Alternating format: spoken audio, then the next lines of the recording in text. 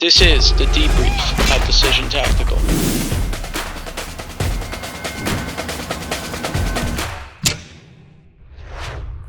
Welcome. We're here at Decision Tactical. We're here with Ron Seggi. So happy to be sitting down with you. This is a great facility, Vinny. It really is. And I'm honored that you asked me to be here today because I realized when I first met you, and I even said it to you, it was a few months back, you told me of your background, and I said, boy, you gotta continue to do this. And I'm glad you're doing it. I'm glad I'm part of it today. No, I'm fortunate to have the team here that's allowed me to be able to do this and continue. The same way I start off every interview or show. Where are you from, Ron? I'm originally from Erie, Pennsylvania. Actually, there's a little story behind that. Yeah. I was born in Cleveland. Okay. Because my mother was from Cleveland, and she was there visiting her parents and went into labor. So I was there only like 4 days. Okay. But when I brag about where I'm from, a big city, I'll say Cleveland. But if I want to be humble, I say Erie because it's about a third the size of Cleveland. You've been back to Cleveland a lot? Or? I went back a few times to do a show from the Rock and Roll Hall of Fame. I got you. That's about all there. The Indians. Right. That's it. I used to go there when I was younger a lot to visit my relatives. What's it mean? Oh, nice. Well, what's it mean to you to be from Pennsylvania, Erie? I loved Erie. Yeah, I really did. The toughest part about Erie was the weather, which is the same thing with Cleveland and Buffalo. Yeah. Okay, I liked boating, so we had a boat on the lake. But nice. It came a time, and you knew everybody. Okay, I know. I grew up the same way. Yeah, you knew everybody. I called the mayor. I was like 18 years old. And That's great. Calling the mayor, and stuff like that. But you come down here, and it's altogether different ballgame. I didn't know anyone. I do now, but I've been here 33 years. Yeah, that'll do it. Yeah. Tell us a little bit about Ron growing up. How do you think your classmates would describe you? I think that for the most part, I think most of the kids I went to school with, and there was a lot. This is baby boomers. There was like 800 in my class. I think a lot of them knew that I would do something because I started in 10th grade as a disc jockey. And then whenever they needed people for talent shows or pep rallies, hey, get Ron, a commencement speaker. He wasn't the smartest, the sharpest tool in the thing, but he talks well, So you always knew you were going to be in entertainment. There wasn't a question. No, if I can tell you, when I was 7 years old, I was out in California with my family. Some family aunts were moving out there, so we took them out. And I have 7 and a half. And I went to go see Bob Barker at the El Capitan Theater with Truth or Consequences, not The Price is Right. And I said, boy, this is really cool. He was like 30 at the time. Then I went to go see Tennessee Ernie Ford a couple of times because I was there a couple of weeks. And I went back and I said, boy, that's great, That's great. So one afternoon, my father was watching me. My mother was at a wedding shower. My brothers are 10 and 12 years older than me, so they're probably on a date. And he said, what do you want to do? And I said, let's go visit a radio station. Well, ironically, the station, he advertised. He had a big business in town. So he said, well, I'll take you to the radio station because I know everybody there. So it was a Sunday afternoon, walked in, and I was in awe. I mean, I was absolutely struck. Okay, between the thing out in California with Ernie Ford and Bob Barker, and now this radio station. So I came home and I said, Dad, I'll tell you what I want to do. I want to be a radio announcer. And he said, or a broadcaster of some sort. And he said, why? And I said, I figured it out. You're in that studio, and I'm 7 years old. I'm in that studio, okay? You're playing all these great songs, okay? And in the summertime, you're nice and cool, and in the wintertime, you're nice and warm. You don't have to go out. It's not heavy lifting, And he was in the home improvements business, storm windows and doors. And it was a big company, a 10,000 square foot building, trucks and everything else. And my two brothers are in business with him. And he always wanted me to do that, but he just thought it was a fleeting thing. A kid gets up and he says, I want to be a fireman, I want to be a policeman, I want to be an astronaut. The kid's 7 years old. Where'd you come up with this? What's this thing, all right? Well, when I was about 10 or 11, my brother was pretty good with electronics, and we built a little transmitter. Broadcast like in about a 2 to 3 block radius. So I started a radio station in my basement. How old were you then? About 10, 11 years old. Wow. Yeah. And we had disc jockeys. In fact, every guy in the neighborhood that did that at 11 years old, all but one got into radio at one time or another, So that was a big deal. And what happened was I was going to school at the time. I was in 10th grade, and there was a teacher in the school that was also a television personality and a newsman. He did that. Okay. He did that. He did like 2 jobs. So he was real popular at school. Everybody knew who he was. So one day I'm having lunch with a buddy of mine, Joe Martini, which is a nice Irish name. Yeah. And as we're sitting there having lunch, the teacher walks by and he says to the teacher, "Hi, Uncle Joe, how are you?" And I says, what's the deal? He says, "That's my uncle. We've been going to school together for 2 years. You didn't tell me that was your uncle, and you know I'm dying to get into radio." So he said, "Well, I'll talk to him." So he came over to my house, all right, and he went downstairs and he listened to my little radio station. Next night, he brought the program director over, and they sat in the kitchen with my mother and father and said, "Go down, turn on your radio station." And that night, they hired me.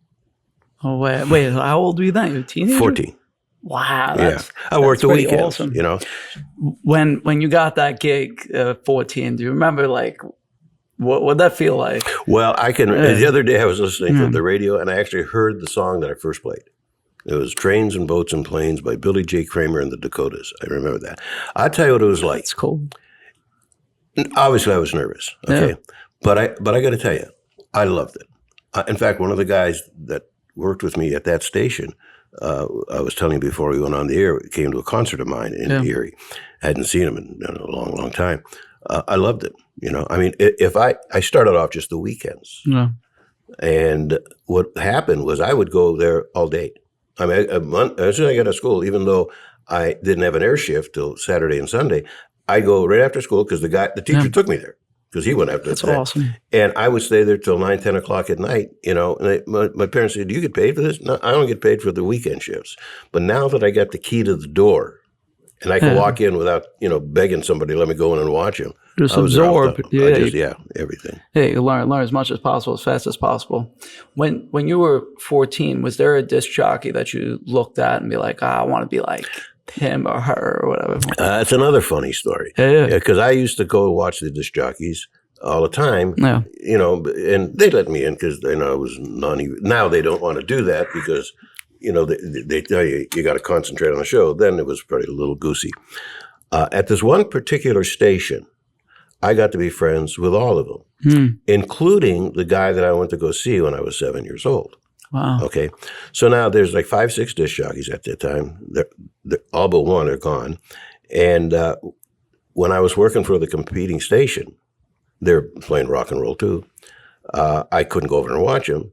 But sometimes one of them, who just passed away recently, used to call me up when he was doing the show opposite me on the other station. And he'd call me Kid. He said, "Hey, Kid, you're doing this right, you're doing this wrong." And I said, "Tony, how do you know this?" Well, there was a little thing for the civil defense, a little radio that every radio station had to have in their studio to monitor in case there was a national alert. And he was listening to that station. So I went to go work for that station. It was the number one station. And in Pennsylvania? In Pennsylvania. Okay, gotcha. And all of those guys that I was to see, now I worked with them. Now I sell the station and I buy my own FM station and I offer all those guys a job, including the guy that I went to go see when I was 7 years old. You know? Nice. Now they didn't take it because they were, you know, they had good positions, but I all wanted them. And well, I'll take that back. 3 did come. 3 came with me. To you, wow. Yeah, to my station, yeah. I was a little uneasy because these guys that I used to go under as a little kid, basically, now they're working for me. That's how it goes. That's how it goes. Yeah, it's happening to me now. It's the name of the game. It was great. There's always some next kid. Yeah, and the thing about it is I was in the marching band, which is probably the... What'd you play? Trumpet. Oh, cool. I had lips before they were Vogue, like Mick Jagger. You know? I wasn't any good, but it, you know, got me out of some classes. Yeah. And they'd have to play the football games at night and stuff like that. And if you didn't go to a football game, you got demerits. But because I had this great job on Saturday night, I didn't have to march in that game. You know, there you go. I had a couple. A couple loopholes. Perks, yeah. How was Ronnie G born? Yeah, tell me about that. That's an interesting question, Vinny. Yeah. I went as Ron Seggi when I went up there. Okay. And so when I get this job at the number one station in town, they say, well, we got to change your name. And I'm thinking to myself, now you're Italian. You know how that's going to go over, especially with my father. Okay. His name's plastered all over the newspaper, Sam Seggi and Sons Aluminum Company. And now I'm Ron Seggi. And he says, that's my son. Now they want to change the name. Yeah. So I said, what's wrong with the name? Well, they used all the excuses. They said, number one, it's too ethnic. Well, they tried doing that with Sinatra. Yeah, they tried doing it with Sinatra. Right. That's exactly right. And Dean Martin. Dean Martin, Dino Caccetti. Yeah. So I said, geez, I says, I don't know what to do. But I can understand it because my father did some advertising on the radio stations. I can understand. Now I can understand it. Then I thought it was heartbreak. So he says, do you have a middle name? And I said, no, I have a confirmation name, don't have a middle name. He says, what's that name? I says, Gregory G. Okay. They wanted to call me Buddy Diamond and all these all the Hollywood names. Right? So he says, well, how about Ronnie G? Well, I met a disc jockey at WKYC in Cleveland one time. And I was, again, like 12 years old. And his name was Jerry G. Bishop. He was a Jewish fellow. And he went as Jerry G. Bishop, but a lot of times he called himself just Jerry G. Yeah. And I thought he was kind of cool because when I went up there, he had a big studio. Yeah. He had a guitar. It wasn't like a small market radio station. I mean, it was like, it was Cleveland. And so I said, how about Ronnie G?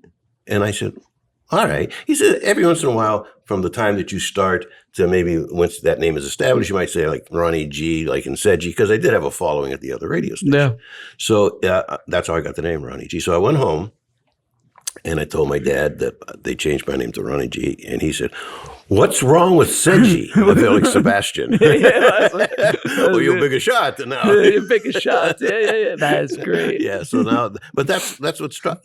But every time that you see an article about, the disc jockeys, they'll always say Ronnie G. And in parentheses, they'll say Ron Seggi. So, ever Google yourself and surprised at what you find? I have. Did not like what I saw. All my information is out there. I regularly receive spam calls, weird text messages, even experience card fraud. We need better protection. How did I even get our info? Well, thanks to today's sponsor, Aura, I now know. Aura shows me which and how many data brokers are selling my information. These data brokers make a fortune selling my and your information.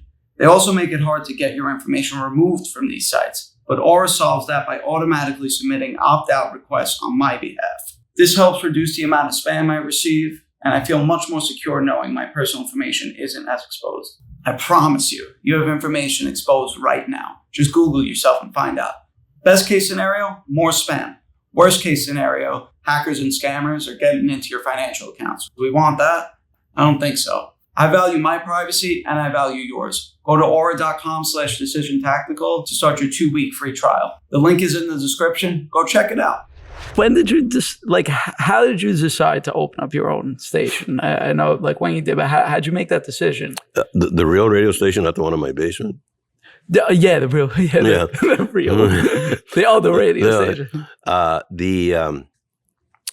I had been working as a disc jockey from, I was between all the jobs, probably about 15, 16 years.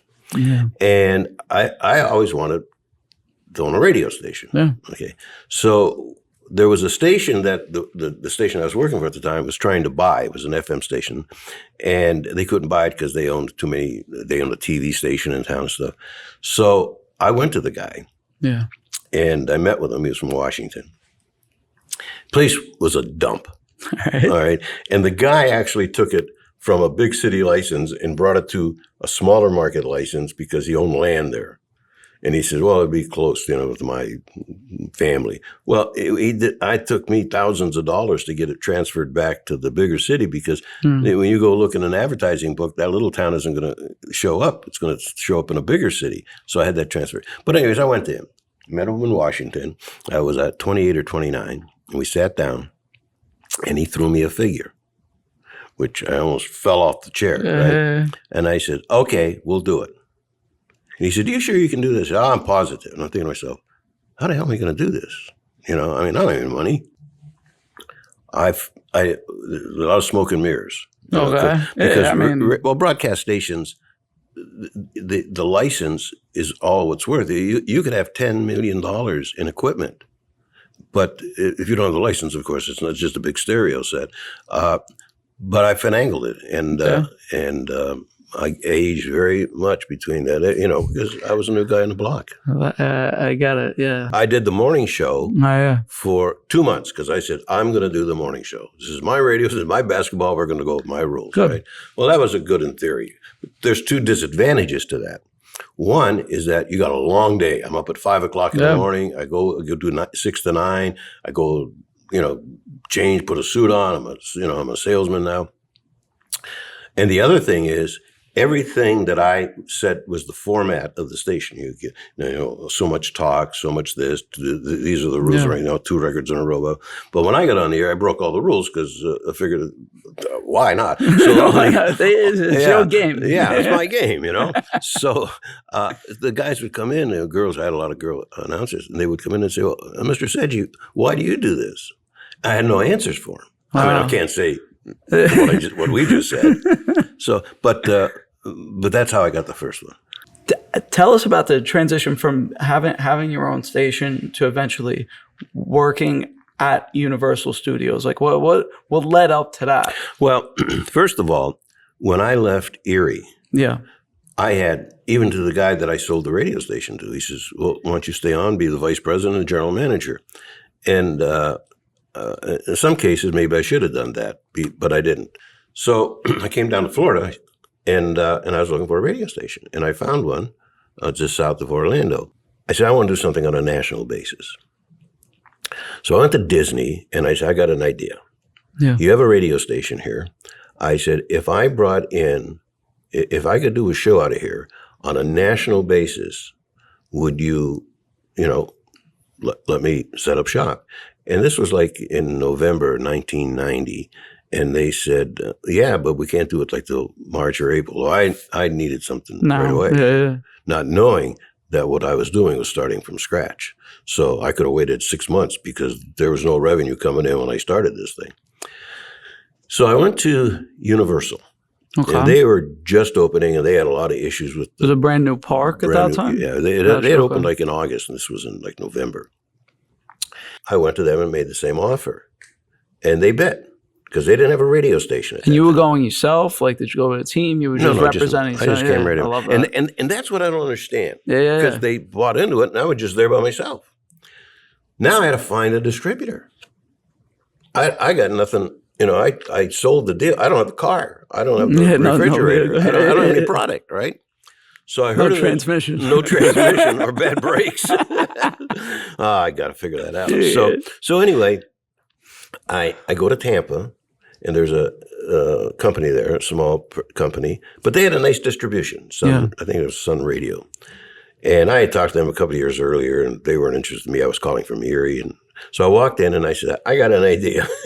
What happens if I came to you from a very big entertainment facility in Orlando and did a show there, and you pick it up on your network? Yeah. Now, it wasn't hard to figure it out. It was either SeaWorld, Universal, or Disney, So they said, okay.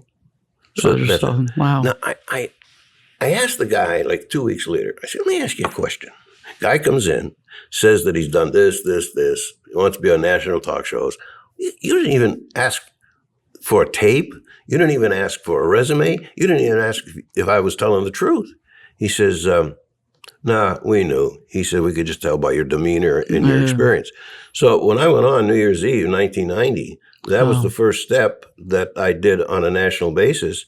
And nobody ever complained since, so it's crazy. While you were there, I mean, even before, for that matter, how many guests do you think you've had on, like, say, all your shows? How many people do you think you've sat down with? Well, sure, we've done ones over and over and over again, but we've done 19,000 guests in 33 years. Wow.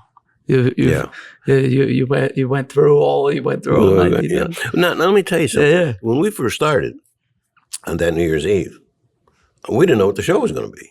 Yeah. I didn't want, at that time, Rush Limbaugh was, was doing very well. I didn't want to do anything political.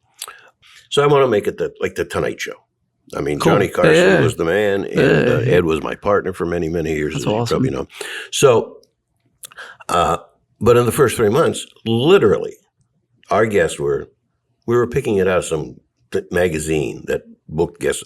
I had one woman on that how to fold your napkins for a dinner party at like Easter or Christmas. Oh, that's perfect. That's Perfect. a good one. That was a big show that day. We had Record break. yeah, fold this over. I mean, it was really bleak, and it was live. It was live 10 to noon or 8 to 10 initially. So they couldn't even see the fold. Oh, no. I'm explaining it. You know, this first radio station I worked for, they used to air a parade. Try to do a parade on radio. Oh, you ought to see this float, you know.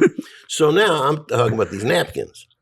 I had a magician on. Wow. Okay. That's even now better. he's pulling the cat out of the hat, the rabbit out of the yeah. I had a guy with card tricks.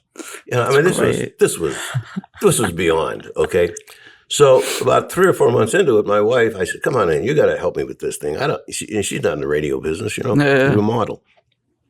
So one day she says, "I just got a call for Steve Allen." I said, "Steve Allen? You know, you got to be kidding me." Yeah. Yeah, he's going to be at Universal. He wants to do an interview with. I said, "No." So we go on stage at the Pantages Theater, Oh, wow. and it's Steve and his wife Jane and myself. Now you have to understand that this was live.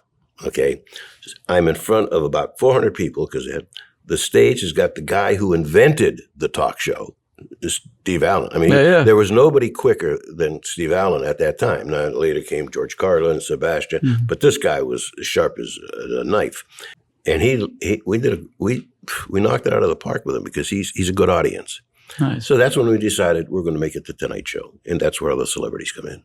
That's really exciting. I went on your website. I've spoken with you a little bit as well. The list of people that you've sat down with is insane. Even as of the other day, tell me, speaking with Kevin Costner and Sebastian Maniscalco, the list goes on. Any standouts or like a specific story you can mention that you reference to people when they ask this question to you? You know, Vinny, I got to tell you, Yeah. I have been asked over the years, but for some reason, maybe they think I'm going to retire soon, and I'm not. But for some reason, I've had an influx of people, friends, guests, that want me to write a book. And I had an idea about writing a book like a coffee table book with the pictures that I have. You know, Tony Orlando comes over to my house for dinner. I have a picture of him and I at the dinner table, all this stuff, and little short stories, because there are a lot of stories. And I'll even tell you the name of the book. Okay, the name of the book is... It stays here, though.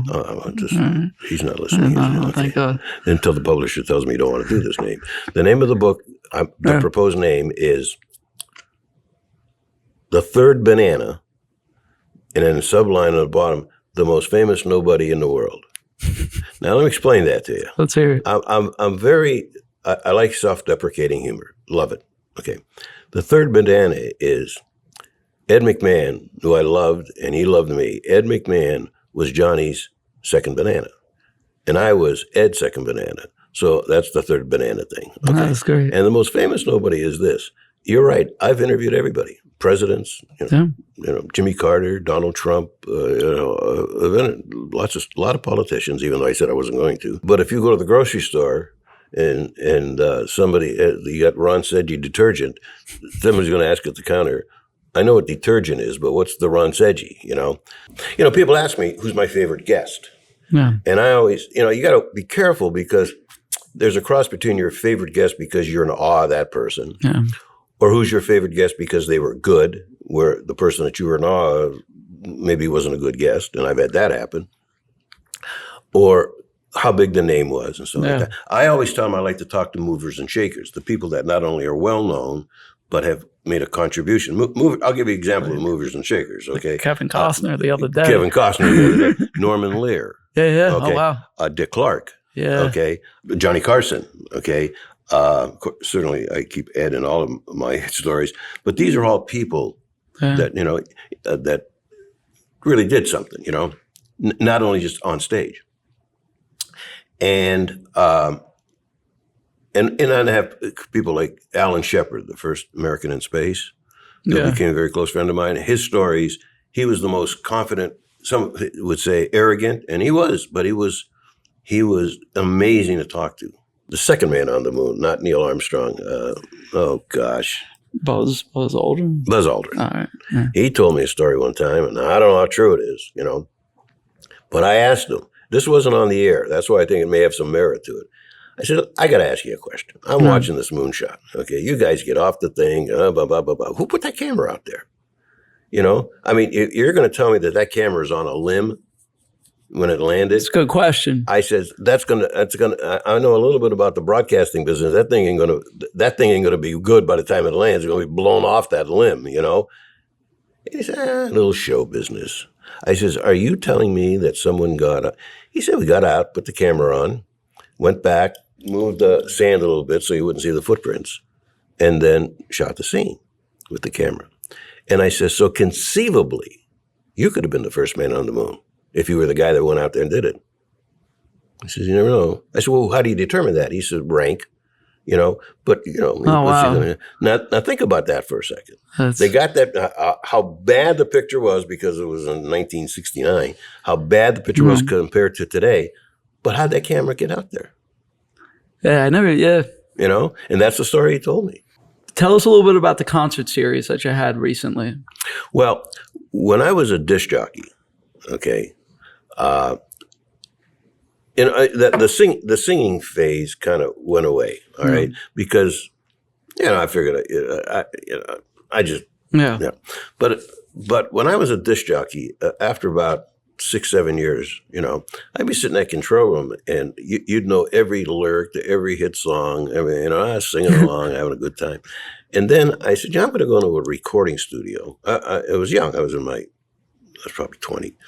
And I'm going to do some songs. And the radio station I worked for wouldn't let me play it because they said that they would be showing partiality to local entertainers because they had a policy just to play the hits, Yeah. And I have an edge because I worked there, and I can understand it. So I used to do the audio for the drive-in movies. When they have intermission, cool. I played my records on the thing. That's hysterical. That's cool. Yeah, Good there's 700 cars there, and I'd introduce them. I'd say, "Hey, this is Ron Seggi." They thought I was Ronnie G. So, but then I really got into it.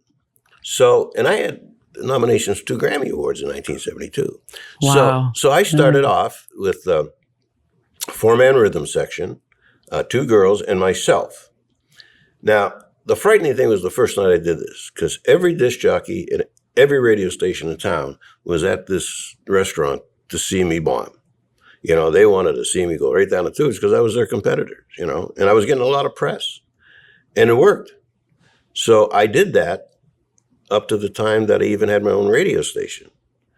At that point, I stopped. 1980, because I thought, I gotta, I can't go up there in a flashy jacket and sing "Burning Love" or "Can't Get No Satisfaction." This ain't gonna work, So I got out of it, and I stayed out of it till the early '90s, at which time an attorney at Universal saw my records on the wall, and he wanted to know what instrument I played. I said, I used to play trumpet, but I was lousy. But I'm a singer. He said, well, let's start a band. Oh, geez, here we go now. And, now we're going to have a garage band, right?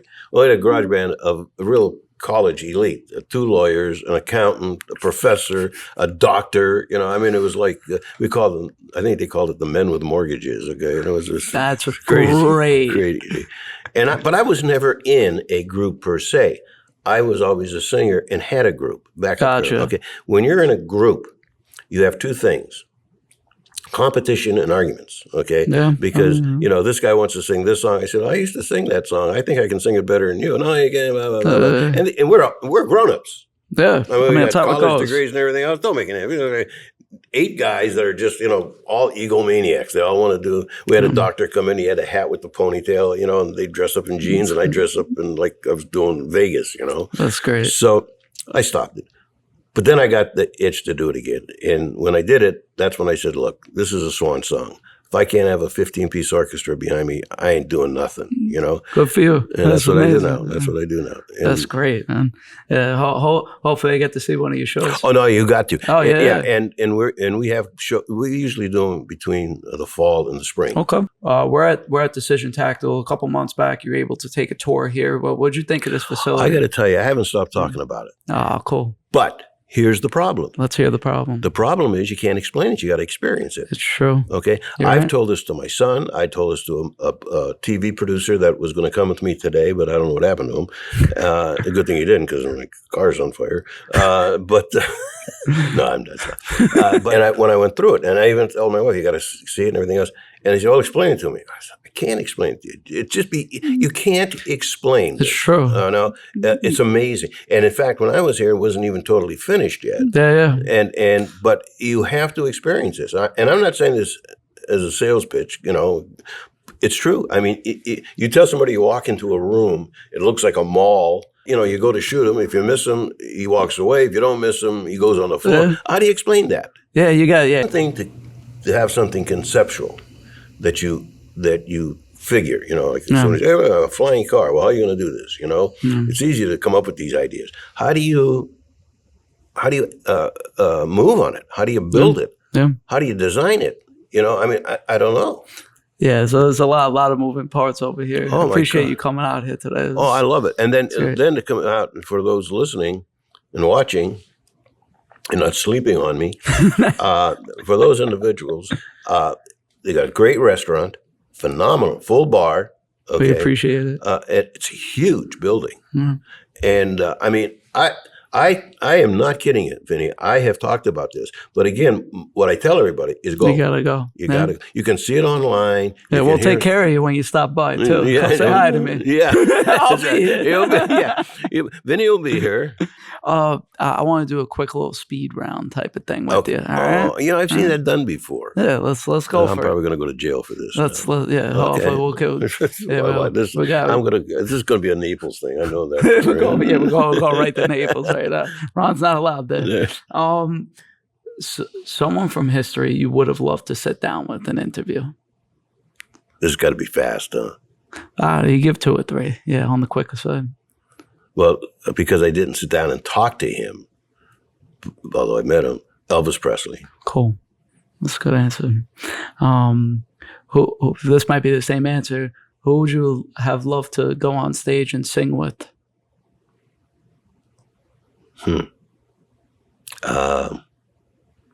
Jesus. No, well, Jesus. Jesus is a good answer. I like that one. Jesus. Jesus is good. Let me give a good answer here. Stupid of me. Geez, oh man, that's a tough one. That is really a tough one because I've done it with some people. Bill Medley, Tony Early. I'll say Elvis Presley again because he never did a duet with anybody. Cool. Yeah. What's your favorite type of pizza? Oh boy. Well, I got another one after. That's gonna be fun. Okay, I like that deep dish. Okay, cool. Pizza, yeah. What about a pasta? Oh boy.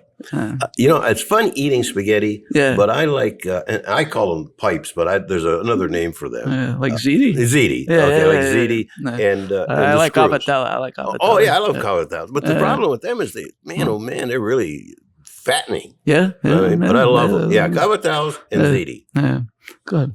Well, so you got like a fleet of cars. Do you have one that your favorite that you would call your favorite? The car that I drove here today that I really love is a Stutz Blackhawk. But in 1969, they made a prototype of it. And the body was built in Torino, Italy, all steel. And in 1970, they had 2 cars. One was the prototype, and one was the one they were going to show to potential buyers. Okay. So, they went the route. They went to Frank Sinatra. They went to Elvis's house. And they showed him the car. And he said, "Great, I'll take it." He says, "All right, good." He says, "It'll be 6 months before." He said, what about this one? And the dealer said, "Well, you can't have this one because we're taking it to New York for a big thing at the hotels, and but we need to sell cars."